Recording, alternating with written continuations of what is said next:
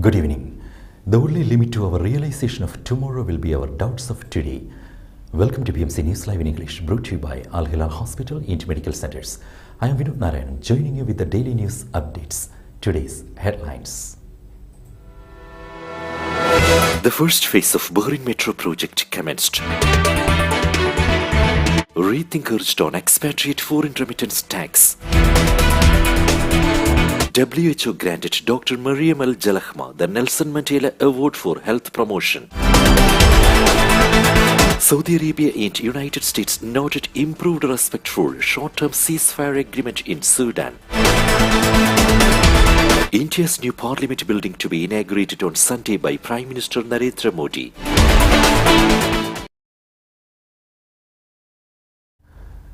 News in detail. The first phase of Bahrain Metro project commenced. The first phase of the Metro project, stretching 29 km with 20 stations, has commenced in Bahrain's most essential locations, including Muharraq, King Faisal Highway, Jufair, Diplomatic Area, Safe District, Salmania, Athari, and Isa Town.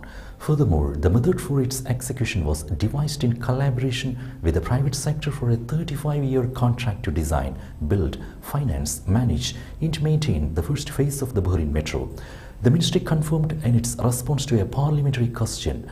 The Bahrain Metro project will stretch 109 km across the nation, according to the Ministry of Transportation and Telecommunications. Rethink urged on expatriate foreign remittance tax. A tax of 2% could be imposed on every foreign remittance made by expatriates if MPs have their way. The Finance and National Economy Minister and the National Bureau of Revenue have urged MPs to rethink the move, saying that it doesn't follow a proper taxation model. The MPs are expected to vote during their weekly session on Tuesday on two new legislations calling for the 2% tax on foreign remittances. Bahrain confirmed a readiness to work with the international community to ensure cyberspace security. Permanent representative of the Kingdom of Bahrain to the United Nations in New York, Ambassador Jamal Faris Al-Ruwai, participated in the Security Council's meeting on the country's responsibility and response to the cyber attacks on the sensitive infrastructures. Addressing the meeting, which was called for by the United States of America and Albania, Ambassador Al-Ruwai stressed Bahrain's belief in the significance of ensuring a safe and peaceful cyberspace and preventing conflicts arising from malicious cyber activities. He added that rapid development of digital technology has changed the way the world works and affected all aspects of modern life. He explained that while this development brings benefits to everyone, it also comes at the expense of exposing us to a wide range of threats, which requires the international community to work collectively to face those challenges. The ambassador pointed out the need to set international rules and standards for cyberspace based on the principles of international law, including the Charter of the United Nations and respect for human rights and fundamental freedoms. The aim, he noted, is to promote responsible behavior in cyberspace and prevent malicious activities. World Health Organization granted Dr. Mariam Al-Jalahma the Nelson Mandela Award for Health Promotion. National Health Regulatory Authority Chief Executive Officer Dr. Mariam Al-Jalahma has been granted the Nelson Mandela Award for Health Promotion. The World Health Organization conferred the prize on Dr. Al-Jalahma in recognition of her efforts in promoting health over the past 30 years. The Geneva-based organization also acknowledged her decades-long role in promoting maternal, child and adolescent health, combating smoking, chronic and communicable diseases, whether her positions work within the region or through her efforts in voluntary work in the field of health education. The award distribution ceremony was held on the sidelines of the WHO 67th General Assembly in the presence of health ministers, heads of state delegations and participants at the United Nations Palace in Geneva. During the ceremony, WHO Director General Dr. Tedros Adhanom Ghebreyesus presented the award to Dr. Al-Jalahma in the presence of the World Health Assembly President. Addressing Dr. Al-Jalahma expressed her pride as the recipient of the Nelson Mandela Prize for Health Promotion. Plan for big companies to train Bahraini graduates. Companies with 50 or more employees could be obliged to provide training to Bahraini university graduates for 3 months. This condition is contained in an amendment to Article 16 of the 2007 Vocational Training Law, which the Shura Council is said to vote to accept for review during its weekly session on Sunday. Bahrain concluded participation in Ship for World Youth. Youth Affairs Minister Rahman bin Najib Tawfiqi attended a ceremony concluding Bahrain's participation in the 34th edition of the Ship for World Youth in the presence of Japanese Ambassador to the Kingdom of Bahrain, Miyamoto Masayuki.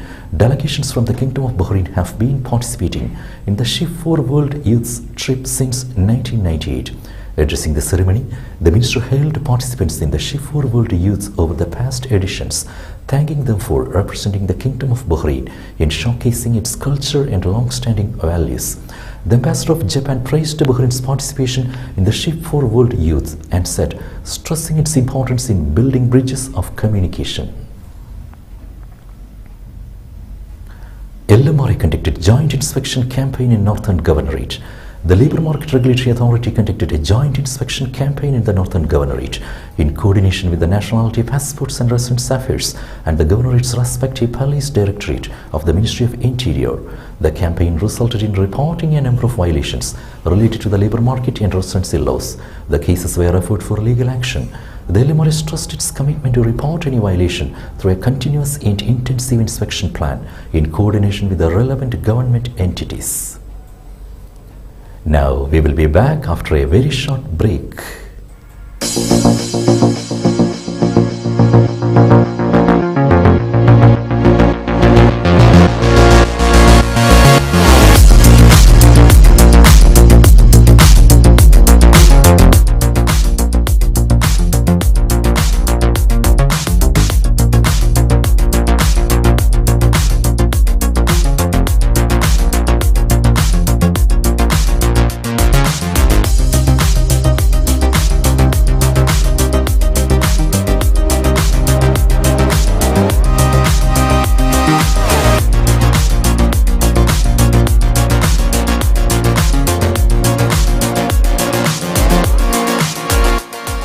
The 16th branch of Megamart and Macromart supermarkets in Bahrain has opened in Sahala.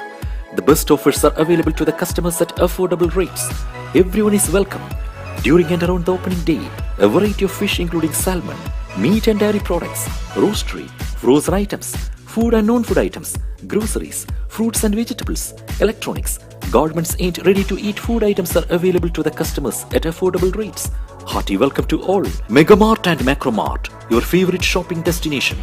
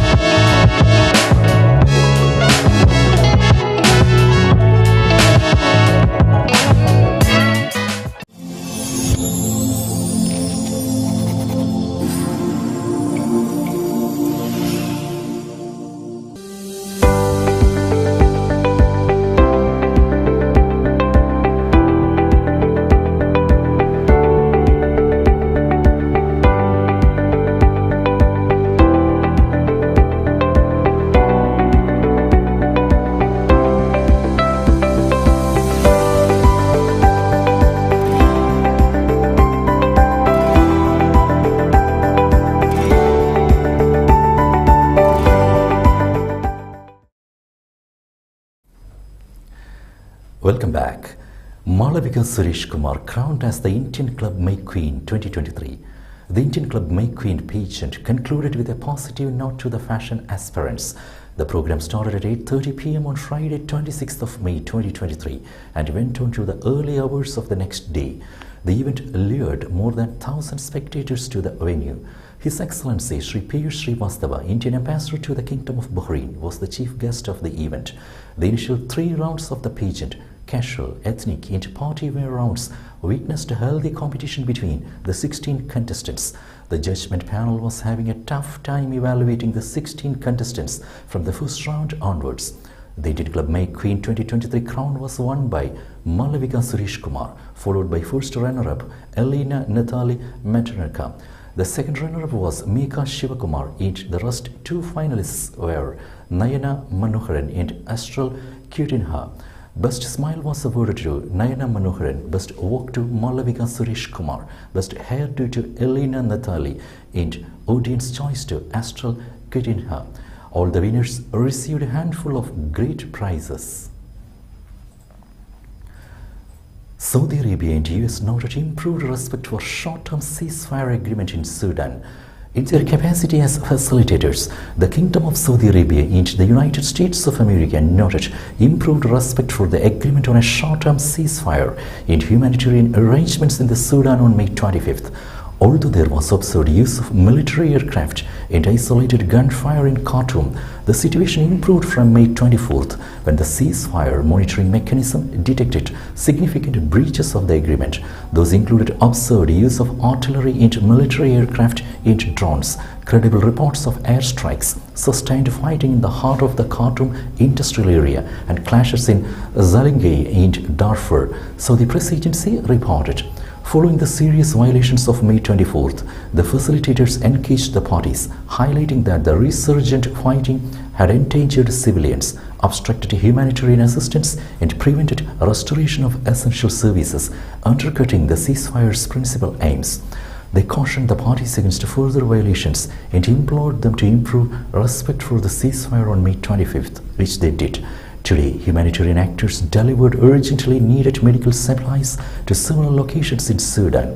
In addition, maintenance crews were able to make repairs to begin restoring telecommunication services in Khartoum and other areas of Sudan. First passenger flight from Qatar landed in Bahrain after 6-year break. The first direct passenger flight from Qatar to Bahrain in 6 years touched down in Manama on Thursday. Qatar Airways flight number QR1108 landed at Bahrain International Airport just after 9 p.m. on Thursday. 2 hours later, the return service marked the first direct flight from Bahrain to Qatar to land at Hamad International Airport in Doha. The flights mark the resumption of direct air travel between Doha and Bahrain after both countries' state carriers agreed to resume flights. Qatar Airways now flies daily from Doha to Bahrain. Flights depart Qatar at 8 p.m. with a scheduled landing in Bahrain around 15 minutes later. Return services leave Bahrain at 10:20 p.m. with an estimated arrival time of 11:15 p.m. in Doha. From June 15th, the national airline of Qatar will increase its services between the 2 destinations to 3 flights per day. Gulf Air, the national airline of Bahrain, has also restarted flights between the destinations. It is flying daily again to Doha, a route it first began flying in 1950. India's new parliament building to be inaugurated on Sunday by Prime Minister Narendra Modi. Prime Minister Narendra Modi will inaugurate the new parliament building on Sunday, equipped with state-of-the-art technology amid a boycott by several opposition parties, which insists that President Draupadi Murmu, as head of the state, should do the honors. On Friday, Modi said the new parliament building will make every Indian proud and shared a video of the new complex. With carpets from Mirzapur in Uttar Pradesh, bamboo flooring from Tripura, and stone carvings from Rajasthan, the new parliament building reflects India's diverse culture. Sengol, a historical scepter from Tamil Nadu, which was received by first Prime Minister Jawaharlal Nehru to represent transfer of power from the British and was kept in a museum in Allahabad, will be installed in the new parliament building. It will be placed near the chair of Lok Sabha, Speaker in the House chamber. With that, we come to the end of today's news. Stay tuned for daily news updates in BMC News Live English at 7:30 p.m. every day. I am Vinod Narayan signing off from BMC News Live. Good night.